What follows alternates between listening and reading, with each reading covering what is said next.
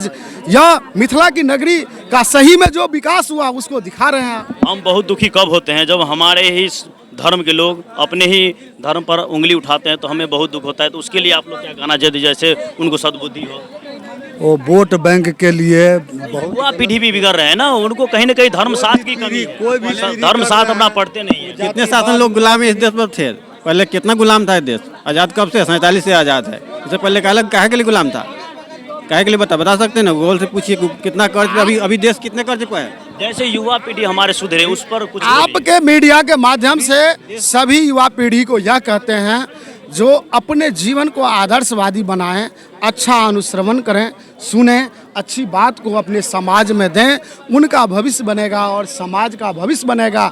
अगर जो व्यक्ति बुरे होंगे तो बुरा काम का बुरा नतीजा होता है, उनकी अपनी जीवन लीला बुरा ही बीतेगा और जो अच्छा है वो अच्छा ही की तरह चलेगा। कितना लोग बोलते हैं कि बीजेपी जाति पाति और धर्म में लड़ाते हैं, तो इस पर आप क्या बोलेंगे? आप भी कह सकते हैं। बीजेपी कोई जातिवाद कोई भी धर्म के ऊपर नहीं माने कि लड़वाता है।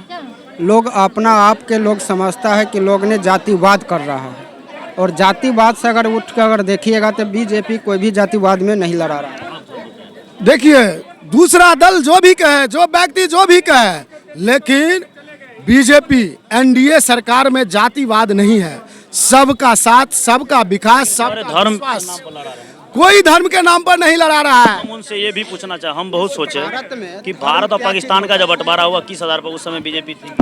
भारत और पाकिस्तान का जो बंटवारा हुआ उस समय बीजेपी नहीं था। एक विचारधारा था भारत का, जो हम लोग आज़ाद भारत को करें, किसी तरह आज़ाद हुआ। वहाँ पर जो एक समिति था, जिस समिति में यह निर्णय हुआ, और वहाँ उस समय हमारे गांधी महान भी थे, और उनका जो कहा जाए भूल या उनका जो दोष या उनका जो उस समय का फैसला जो हुआ वो हम उस समय में नहीं जाने चाहते हैं। लेकिन उस समय क्या हुआ, बंटवारा कर दिया था, वो अंग्रेज किया, भारत के लोग नहीं किया।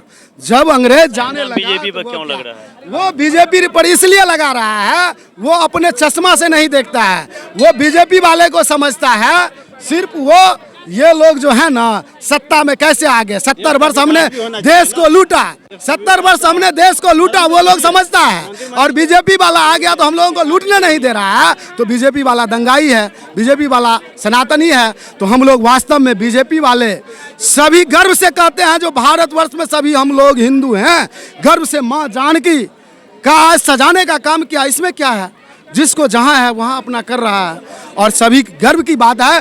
बीजेपी में जात पात की बात नहीं होती है।